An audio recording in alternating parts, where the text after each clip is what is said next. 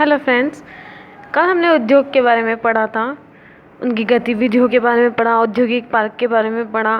आगे हम इस वीडियो में agro food park, mega food park और जो संस्थाएं हैं जो उद्योग को संचालित करती हैं उनके बारे में अध्ययन करेंगे। हम वीडियो में आगे बढ़ें उससे पहले आप चैनल को सब्सक्राइब कीजिए, ज़्यादा से ज़्यादा अपने ग्रुप्स में शेयर कीजिए, लाइक्स कीजिए। धन्यवाद। आगे हम देखते हैं इस वीडियो में। कल हमने औद्योगिक पार्क लास्ट टॉपिक पढ़ा था। हमने देखे थे कि कौन कौन से औद्योगिक पार्क कहाँ कहाँ स्थापित किए गए हैं। अब हम देख रहे हैं, आज जैसा कि आप स्क्रीन पर देख रहे हैं, agro food park. Agro food park Jodhpur में, कोटा, अलवर, श्री गंगानगर। जोधपुर, कोटा, अलवर, श्री गंगानगर। और इसकी सिंपल से ट्रिक से जोक्स आपको अच्छे से याद है। जे से जोधपुर, आपको ओ को मिस करना है। के से कोटा, ए से अलवर और एस से श्री गंगानगर। यह एग्रो फूड पार्क को याद करने की आसान सी ट्रिक है आपके सामने।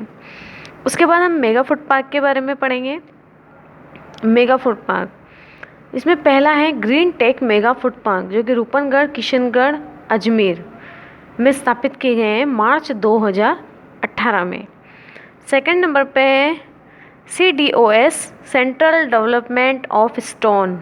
यह सीतापुर में पत्थर के उद्योग के लिए प्रसिद्ध है। अगर आपसे पत्थर के उद्योग के लिए पूछा जाए कि कौन सा उद्योग है पत्थर के लिए, तो वो कहाँ स्थापित है? सीतापुर में।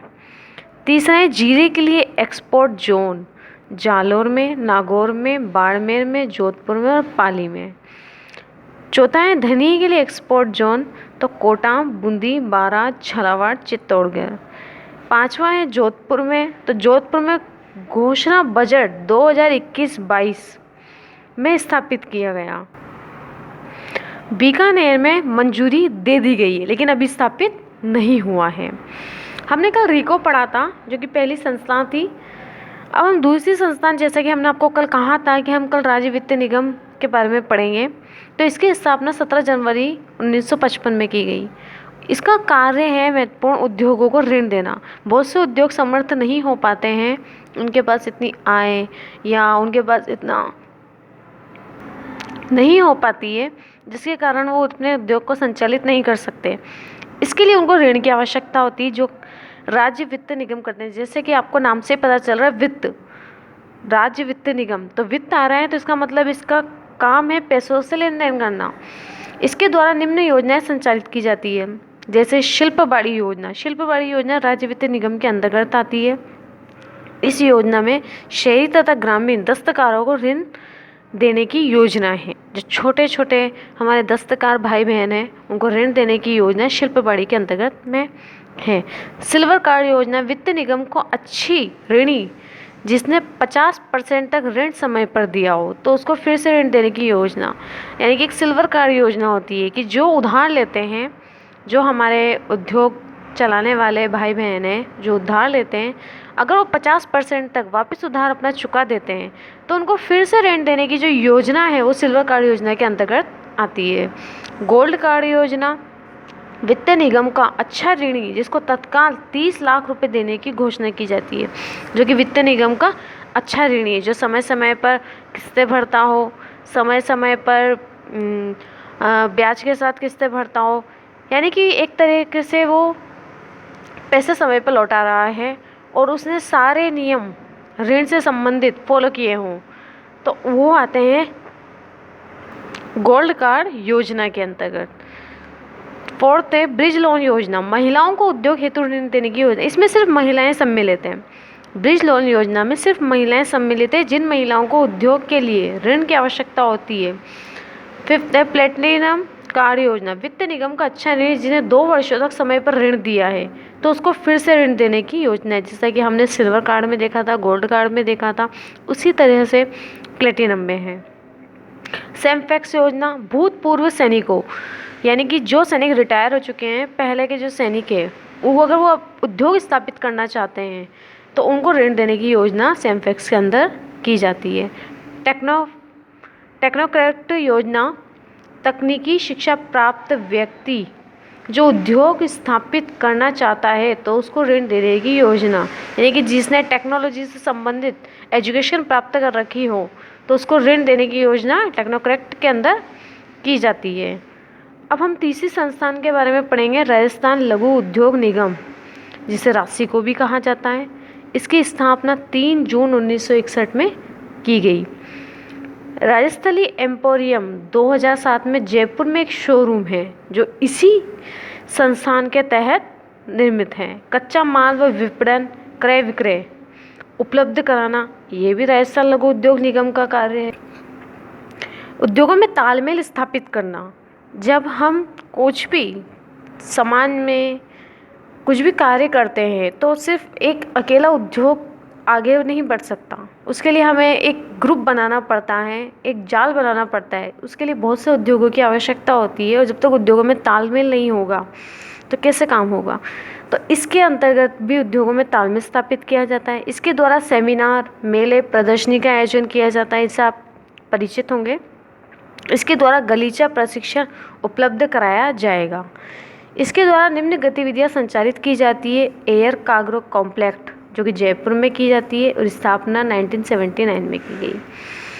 सेकंड है इनलैंड कंटेनर डिपो, जिसे ICD कहते हैं। फर्स्ट ICD मानसरोवर जयपुर 1989 में, सेकंड ICD जोधपुर 1995 में, थर्ड ICD भिवाड़ी अजमेर 1999 में, फोर्थ ICD भीलवाड़ा 2000 में। केंद्र सरकार के ICD कौन से हैं? ये तो राजस्थान के थे। अब हम केंद्र सरकार के ICD के बारे में बात करेंगे। तो केंद्र सरकार के ICD, पहला ICD है जोधपुर में 2001 में। राजस्थान में केंद्र सरकार ने जो ICD संचालित की हैं, आप कंफ्यूज मत होना। आप सोच रहे होंगे कि ये जोधपुर में कैसे हैं, अगर केंद्र सरकार के हैं तो कहीं यूपी में होना चाहिए, MP में होना चाहिए। नहीं, हम केंद्र सरकार के ICD की बात कर रहे हैं, लेकिन केंद्र सरकार ने राजस्थान में कौन सा ICD खोले हैं उनकी बात कर रहे हैं। सेकेंड है ICD जयपुर में, ये 2001 में स्थापित किया गया। तृतीय है रावठा रोड कोटा में 2003 में स्थापित किया गया। ICD का उद्देश्य अंतर्देशीय व्यापार को बढ़ावा देना।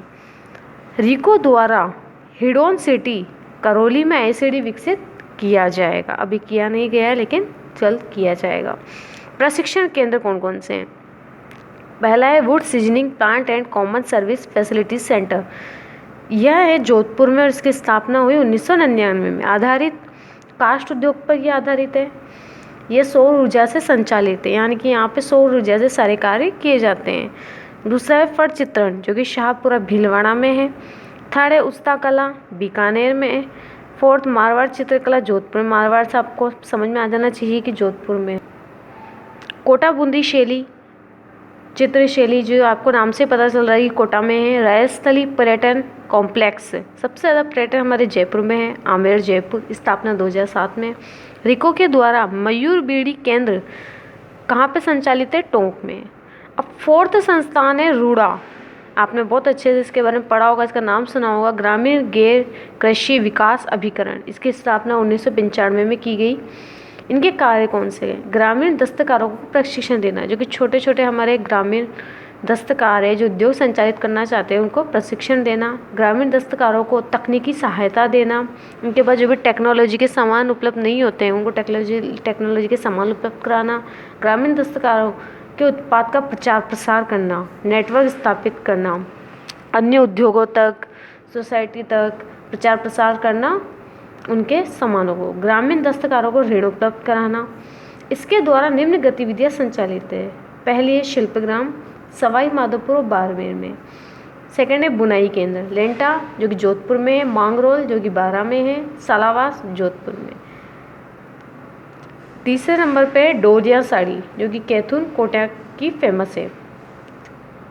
फोर्थ नंबर पे ताल छापर हस्तशिल्प उत्पाद परियोजना जो कि चूरू 2007 में स्थापित की गई। ताल छापर अभ्यारण्य भी है, उससे आपको याद होगा कि ताल छापर चूरू में है। इसको याद करने का सबसे आसान तरीका। पांचवी संस्थान है राजस्थान खादी एवं ग्रामोद्योग बोर्ड। इसकी स्थापना 1955 में की गई। इसमें 3 प्रशिक्षण केंद्र है। सबसे छोटा टॉपिक ये है। सांगानेर जयपुर, नाम से ही पता है आपको, माउंट आबू सिरोही और पुष्कर अजमेर में। छठे नंबर का है राजकोट, जिसकी स्थापना 1978 में की गई। यह जयपुर में स्थापित है। किसी भी इकाई को तकनीकी, वित्तीय, प्रबंधकीय व विपणन का कार्य है क्रय विक्रय करना का परामर्श देती है। 7वें नंबर की संस्थान है RIPS, Rajasthan investment promoted scheme, जो कि 2010 में, 14 में, 19 में आई। MSME कॉन्क्लेव में रिप्स 2019 को दिसंबर 2019 में पेश किया गया। यानी कि जो रिप्स थी वो 2019 को दिसंबर के लास्ट में 2019 में पेश कर दिया गया। मंडी शुल्क में 100% की छूट दी गई। स्टाम्प ड्यूटी शुल्क में 100% की छूट दी गई। शुल्क में 100% की छूट दी गई। विदेश शुल्क में, भूमि हस्तांतरण में 100% छूट दी गई। राजस्थान में उद्योगों का वर्गीकरण निम्न प्रकार से है। तो जो हमने कल बात करी थी, कल में हमने आपको बताया भी था कि उद्योग कौन कौन से होते हैं, कितने प्रकार के होते हैं, किन किन वस्तुओं के होते हैं, ये हम आगे पढ़ेंगे। आज हमने संस्थान के बारे में पढ़ा, हमने आज सब पूरी संस्थाएं कंप्लीट कर ली है। कल हम कृषि आधारित उद्योग के बारे में पढ़ेंगे कि कृषि से आधारित उद्योग कौन कौन से हैं, उसमें निजी कौन से हैं, सार्वजनिक कौन से हैं, सहकारी कौन से हैं, कौन कौन से उद्योग हमारे राजस्थान में संचालित हैं। इन सब के बारे में हम आने वाली क्लास में अध्ययन करेंगे। आज के लिए सिर्फ इतना ही।